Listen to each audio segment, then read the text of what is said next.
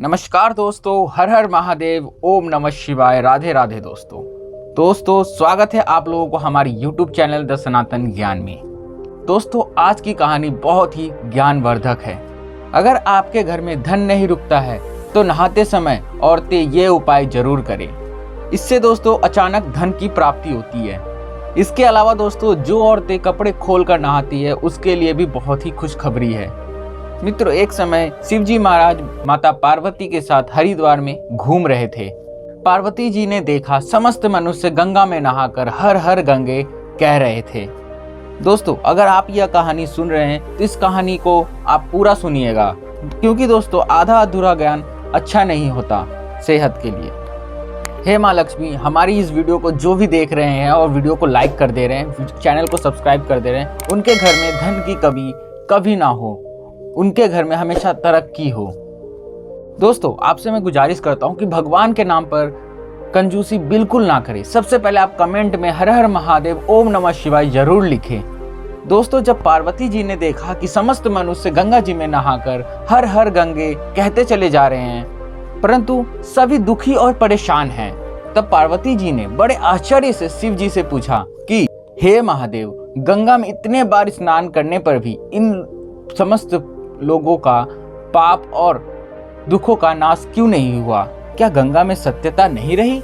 शिव जी ने मुस्कुराते हुए कहा, प्रिय, गंगा में वही सामर्थ्य है, परंतु इन लोगों ने पाप नाशिनी गंगा में तो स्नान ही नहीं किया है, तब इन्हें लाभ कैसे मिलेगा? पार्वती जी ने आश्चर्य होकर दोबारा महादेव जी से पूछे कि इन लोगों ने स्नान कैसे नहीं किया?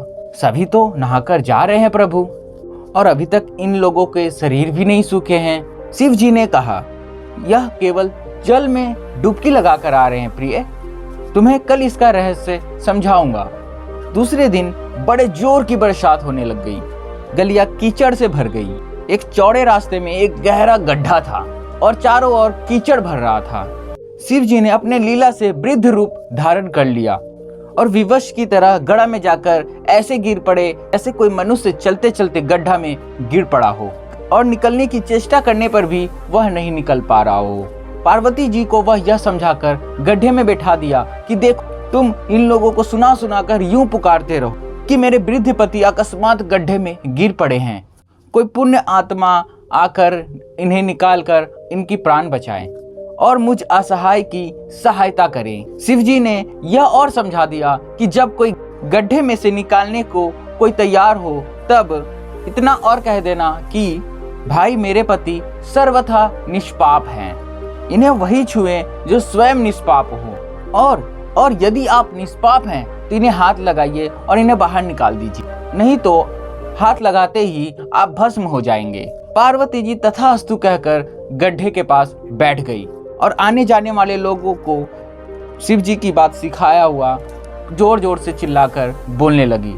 गंगा में नहाकर लोगों के दल आ रहे हैं।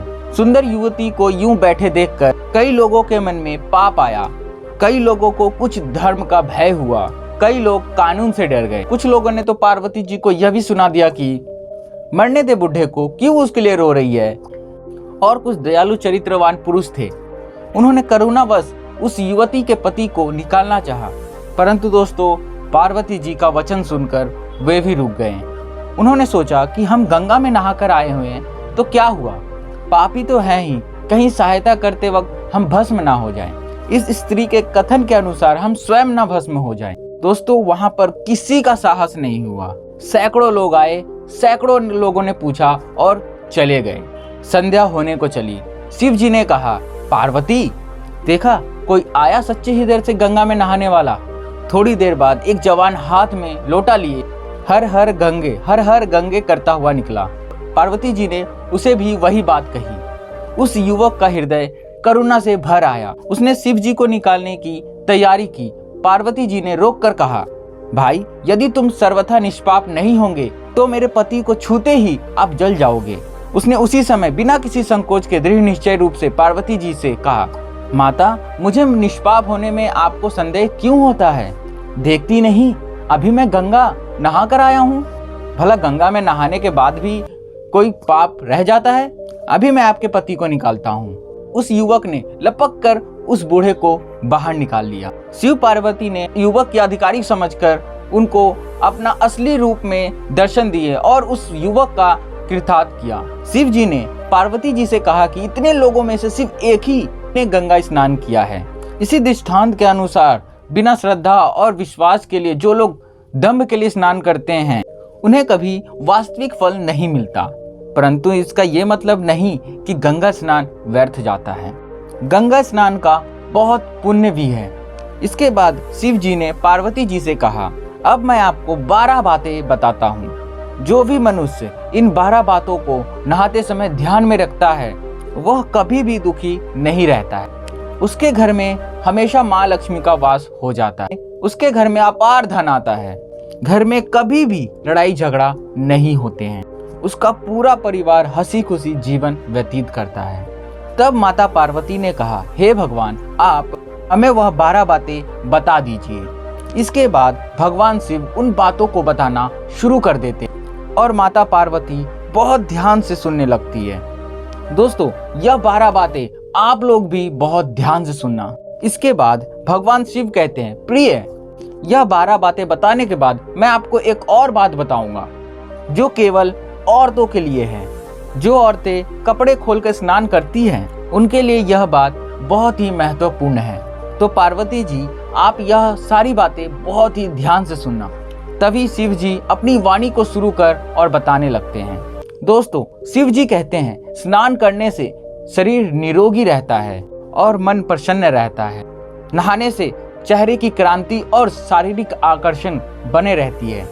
अगर इस नित्य कर्म के दौरान कुछ बातों का अगर ध्यान रखा जाए तो आध्यात्मिक से भी ज्यादा लाभ पाया जा सकता है। नहाने के क्रम में जिन बातों का सबसे ज्यादा ध्यान रखना चाहिए, अब उन बातों के बारे में बताने जा रहा हूं मैं। प्रिय, आप इन बातों को बिल्कुल ध्यान से सुनना। नंबर 1, स्नान करने के बाद लोग शुद्ध होकर पूजा पाठ आदि सारे काम करने के योग्य बनते हैं, इसलिए सुबह को ही स्नान कर लेना चाहिए। नंबर 2, शास्त्रों में कहा गया है कि स्नान करने से इस 10 गुणों की प्राप्ति होती है: रूप, तेज, बाल, पवित्रता, आयु, आरोग्य, निर्लोकता, तप और मेधा। नंबर 3, लक्ष्मी, धन, पुष्टि एवं आरोग्य और स्वास्थ्य चाहने वालों को हर मौसम में और हर दिन स्नान करना चाहिए। नंबर 4, शास्त्रों में कहा गया है कि सुबह स्नान करने से पाप का नाश होता है और पुण्य मिलता है। ऐसा कहा गया है कि सुबह नहाने वालों के पास नकारात्मक शक्तियां नहीं भटकती, इसीलिए सुबह स्नान करना ही उचित है। नंबर 5, बीमारी के हालत में सिर के नीचे से ही स्नान करना चाहिए। गीले कपड़े को शरीर को पोंछ लेना एक तरह से स्नान ही कहा गया है। नंबर 6, सुबह की लालिमा छाने से पहले ही स्नान कर लेना चाहिए। नंबर 7, तेल लगाकर और देह को मल कर नदी में नहाना बिल्कुल मना है। इसके जगह नदी से बाहर निकलकर तट पर शरीर साफ करके तब नदी में डुबकी लगाना उचित माना गया है।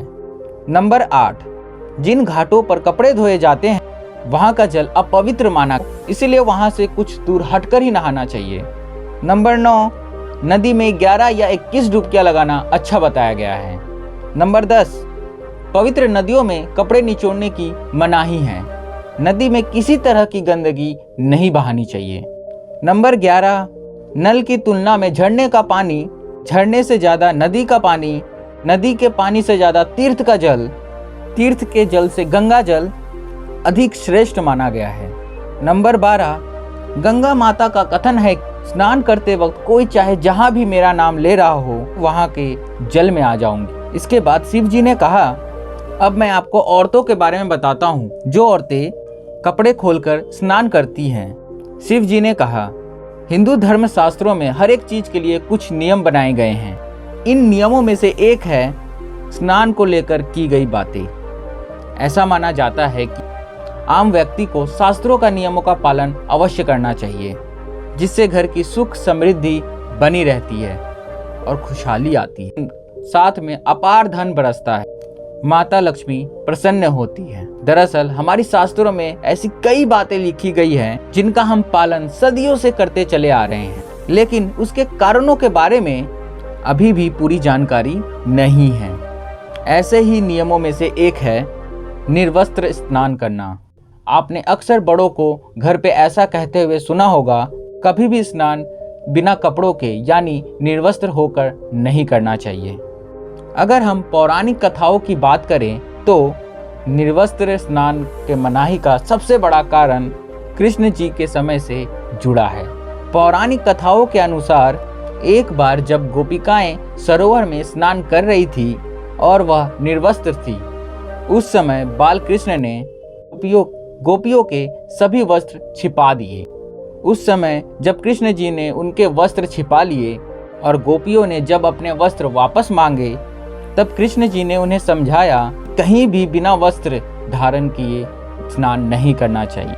इससे जल के देवता वरुण देव का अपमान होता है, इसलिए आपको निर्वस्त्र स्नान ना करने का सलाह दी जाती है। अगर आप नहाते समय यह सोचते हैं कि बंद कमरे में कोई आपको नहीं देख रहा है, तो ऐसा गलत है, क्योंकि ईश्वर आपको हर एक स्थान पर देखते हैं। यदि आप निर्वस्त्र होकर स्नान कर रहे हैं तो यह मुख्य रूप से जल के देवता वरुण देव का अपमान होता है। निर्वस्त्र स्नान से आपको पाप लग सकता है और आर्थिक और शारीरिक नुकसान भी हो सकता है। यदि आप निर्वस्त्र स्नान करते हैं तो आपके शरीर में नकारात्मक ऊर्जाएं प्रवेश करती हैं और आपकी मानसिकता भी नकारात्मक हो सकती है। इसलिए आपको हमेशा यही सलाह दी जाती है कि भले ही आप नहाते समय कोई एक कपड़ा धारण जरूर करें, लेकिन बिना कपड़ों के स्नान ना करें। निर्वस्त्र स्नान से शरीर की सकारात्मक ऊर्जा शरीर से बाहर निकल सकती है और इसका प्रभाव आपके साथ साथ आपके मन मस्तिष्क में भी होता है। गरुड़ पुराण के अनुसार जब आप स्नान करते हैं तब आपके पितृ यानी आपके पूर्वज आपके आसपास मौजूद होते हैं। यदि आप निर्वस्त्र स्नान करते हैं तो आपको पितृ दोष लग सकता है। ऐसे स्नान करने से आपके पितरों को तृप्ति नहीं मिलती है और यह घर में पितृदोष का कारण बन सकता है और यह वस्त्रों से गिरने वाले जल को ग्रहण करते हैं, जिनसे उनकी तृप्ति होती है। निर्वस्त्र स्नान करने से पितृ सर्वाधिक नाराज होते हैं, जिनसे व्यक्ति का तेज, बल, धन और सुख नष्ट हो जाता है। इसीलिए कभी भी निर्वस्त्र होकर स्नान नहीं करना चाहिए।